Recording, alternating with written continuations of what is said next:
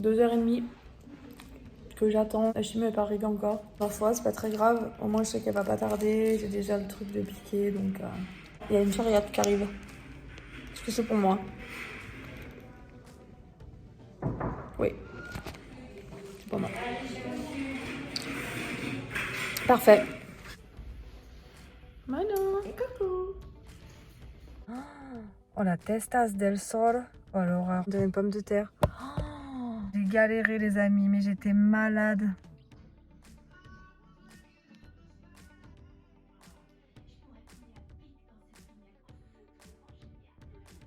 Hola, hola. Je vais faire rapide, je viens de me lever.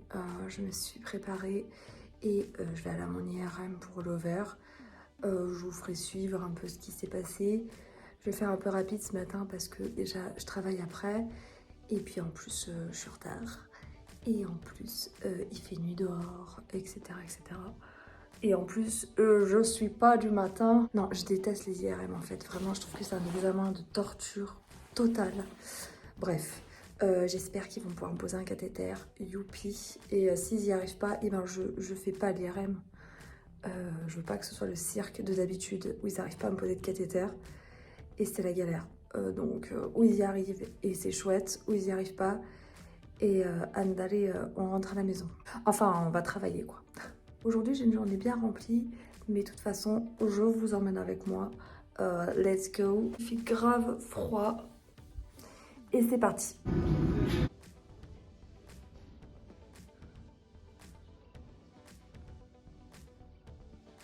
J'aime pas ces trucs.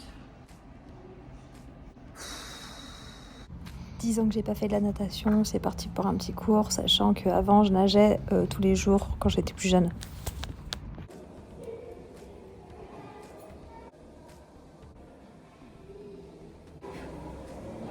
Ouais.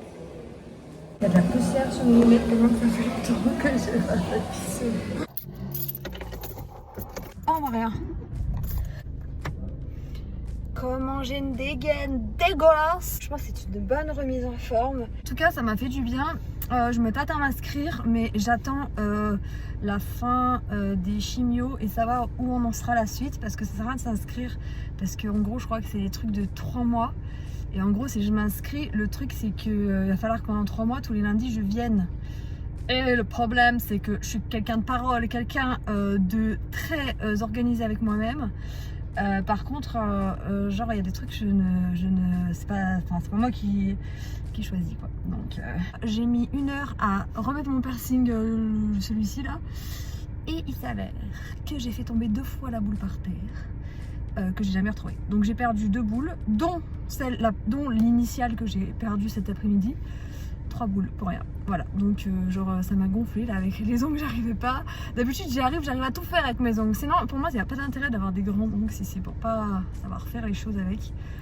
Bref, et du coup en fait je me suis pas vraiment posée, donc là je vais aller me faire des pâtes au brocoli. Dès que je suis posée cette semaine, je vous ferai un petit débrief de mon IRM, comment ça s'est passé. C'était la galère et les résultats que j'ai pas vraiment encore eu. Donc voilà, je vous dirai vraiment mieux. Hello mes petites méduses, je reviens pour les résultats. Je suis arrivée dedans pour qu'elle me mette le cathéter. Donc nickel, pour une fois on m'a mis un cathéter sans trop de problèmes. Mais on me l'a mis là. Finito le bras. Là c'est plus possible, mes veines elles sont plaquées au sol. Du coup elle est venue me chercher. Elle m'a emmenée dans la pièce de l'IRM et là j'ai regardé la machine, je mets ma tête dans le trou et voilà, je lui dis mais il y a vraiment des gens qui rentrent là-dedans. Vous m'avez pas demandé mon poids parce que franchement, heureusement que moi je suis pas très grosse, mais en fait il y a des gens un petit peu corpulents, ils rentrent pas. Ah, vraiment le truc il était minuscule, on aurait dit un cercueil. Moi je suis claustrophobe en fait. Si vous voulez je vous rentre dans la machine et à ce moment là vous verrez dans quelle position vous êtes et si vous tenez le choc. Elle me dit bah vous serez comme ça, voilà. Je dis vous me sortez de là, en fait c'est pas possible, je vous dis je suis claustrophobe. Et elle me dit c'est l'IRM le plus étroit du département et donc plus précis. Donc elle m'a dit bah laissez tomber, on fait pas l'IRM. Je viens de prendre la place de quelqu'un, enfin prendre la place de quelqu'un. Si je le fais pas, j'aurais pris la place de quelqu'un qui, lui, il aurait voulu faire l'IRM. C'est dur d'avoir des places pour les IRM aujourd'hui. Donc voilà, en fait, je voulais pas faire la capricieuse, mais j'avais vraiment peur. D'habitude, vous savez, j'ai le miroir avec l'image derrière. Donc du coup, en gros, le fait de voir l'image derrière, bah, t'as pas l'impression d'être trop dans un tunnel, ça fait pas pareil. Et puis en soi, les examens, pour moi, l'IRM, c'est le pire examen. Les scanners, même si t'as l'impression que tu vas te faire pipi dessus avec le produit, tout ça, franchement, j'ai aucun problème. Mais alors l'IRM, je déteste. Vraiment, je trouve que c'est un truc hyper glauque. Je réfléchissais à une idée. D'ailleurs, ça peut vous aider, vous les claustrophobes, vous les personnes qui ont peur de l'IRM, à faire des IRM plus facilement. Alors, ça dépend de la localisation, de l'endroit, parce qu'il y a plusieurs parties. Par exemple, j'ai un IRM à faire lundi du foie. Donc là, ça va y aller sur les vidéos d'examen. Là, on attaque les examens. Donc là, les prochaines vidéos, on va avoir des gros résultats. C'est-à-dire, là, on va être vraiment dans le vif du sujet. Là, c'était plus l'ovaire pour voir où on en était. Ce kyste, qu'est-ce que c'était vraiment? Et donc, je cherche une technique. Je demande combien de temps dure l'examen. Elle m'a quand même dit qu'en machine, c'était 25 minutes 30. Donc perso, enfin je vous rassure, si vous faites un IRM, ça veut pas dire qu'il va durer 25 minutes 30, ça dépend des localisations encore une fois. Je lui dis, bandez-moi les yeux. Alors elle me dit, bandez-moi les yeux, mais comment vous voulez que je vous bande les yeux? Commence à s'imaginer dans 50 nuances degrés. Pourquoi je vais lui bander les yeux, la gonze? On a pris 2 compresses, elle me les a scotchées sur la gueule. Donc ça veut dire que je voyais quand même un peu la lumière, donc j'avais pas l'impression d'être totalement dans le noir. Mais en fait je savais pas où j'étais. Donc je me suis pas vue rentrer dans la machine ni sortir. Donc j'ai pas regardé derrière moi en fait en sortant. En fait, je savais que j'avais un IRM à faire la semaine prochaine et je savais que si celui-ci se passait mal, je n'aurais pas pu tenir pour celui de la semaine prochaine, sachant que j'ai vraiment pas le choix en fait. Ça m'a dit mais vous avez le choix hein. Ah bah non, on a toujours le choix. Alors si t'écoutes les messages, t'as toujours le choix. Il y a pas de problème, t'es pas obligé. Hein. Si tu es obligé. J'ai la dernière chimio la semaine prochaine aussi. La semaine prochaine, j'ai une semaine de fou. J'ai chimio, IRM, scanner. Et la semaine d'après, j'ai consultation avec Cancéro. Enfin, vraiment, j'ai une semaine de malade. Je voulais faire justement des souvenirs pour les infirmières, donc je sais pas trop quoi faire. Alors, où je fais des gâteaux tout simplement. Je voulais leur faire un tableau, j'en sais rien. Rien n'est mieux que la gourmandise. Surtout au travail, quand on a des petits gâteaux, ça motive, tu vois. Ça s'est passé, j'ai réussi à faire l'examen, donc c'était ok. Le résultat, je lui ai demandé comment il fallait que je procède pour récupérer mes résultats. Elle m'a dit qu'il serait prêt en fin de matinée. Donc je suis allée au travail. En partant du travail, ça tombe bien parce que je passais devant l'hôpital. Je me suis permise d'y retourner en début d'après-midi. Et du coup, je suis montée au service, j'ai récupéré mes résultats. Donc j'étais en panique, tu vois. Et en fait, la dame m'a sorti les résultats, elle me les a donnés dans la main et elle m'a dit « Passez une bonne journée ». Une fille qui a eu 3 cancers, passer une bonne journée en lui donnant des résultats d'examen, frérot. Non, pas du tout, quoi. Pas vraiment. Je lui ai dit gentiment, voilà, que c'était au-dessus de mes forces et qu'il fallait me trouver un médecin pour m'expliquer au moins ce qui était marqué parce que je comprenais rien. J'étais à deux doigts d'accoster des gens de la fac de médecine qui étaient dans le couloir, qui m'ont pris pour leurs collègues de classe, je sais pas quoi, je sais pas, ils doivent pas tous se connaître. J'ai atterri dans l'hôpital, genre la partie du bloc où il y avait tous les médecins. Genre ils étaient là, tu te rends compte, il a 45 de plaquettes, à peu près ce que j'ai moi aujourd'hui, 45 de plaquettes, voilà. J'ai des bleus de partout mais je vais bien. Il y a un gars venu me voir, il fait ouais, t'as pas les clés des vestiaires?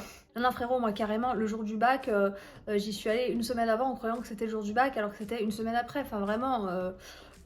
non quoi, je suis pas dans médecine du tout. Et j'avais envie de lui dire, mec, je suis en train d'étudier un cas là, j'ai pas tout compris sur le résultat du scanner, t'as genre faire genre. Après je me suis dit, je suis en train de partir en couille, là faut vraiment que je trouve une vraie solution. Je suis retournée voir le gynécologue qui m'a prescrit le truc parce que mon gynécologue était en vacances, est toujours en vacances, et pour moi, tant que c'est pas sorti de sa bouche, ça a pas de valeur. Mais je voulais quand même, voilà, être rassurée quoi. Donc le gynécologue que je suis allée voir à l'hôpital, il n'était pas là ce jour-là, donc celui qui m'a fait la prescription, génial. J'ai demandé gentiment à sa secrétaire si un autre gynécologue pouvait prendre 5 minutes simplement pour m'expliquer ce que ça voulait dire. Elle m'a dit non. Donc je suis allée au service de chimio, je suis allée chercher mon cancérologue de partout, il est en train de manger. Il doit m'adorer, le pauvre, je l'embête à chaque fois. Et du coup, il était au bloc l'après-midi, donc j'ai laissé tomber. Et je lui ai envoyé un mail et il m'a gentiment répondu. Du coup, malgré que j'ai rien compris, parce que je vais pas vous lire le truc qu'on comprend rien. que c'était sûrement à cause du médicament que je prends pour le cancer du sein, l'hormonothérapie. Donc je prends toujours de l'hormonothérapie, je vous referai une vidéo aussi là-dessus pour ceux que ça intéresse.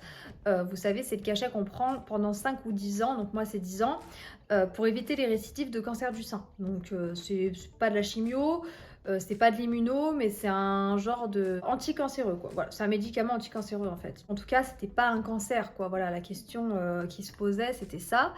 Donc on était rassurés. Le kiss il est là, c'est pas grave, ça me gêne pas, moi ça me fait pas forcément de douleur. Par contre c'est à recontrôler dans 3 mois. Et de toute façon dans tous les cas, même après les chimios, même après, je vais être quelqu'un qui va être contrôlé énormément. Donc là je suis très stressée. Je pense que je vais être un peu pénible ces jours-ci parce que je vais rentrer dans des périodes d'examen lourds et de décisions et de conséquences, voilà, lourdes pour moi, pour ma vie, pour mon avenir. Voilà, ça va déterminer en fait si je suis opérable ou pas.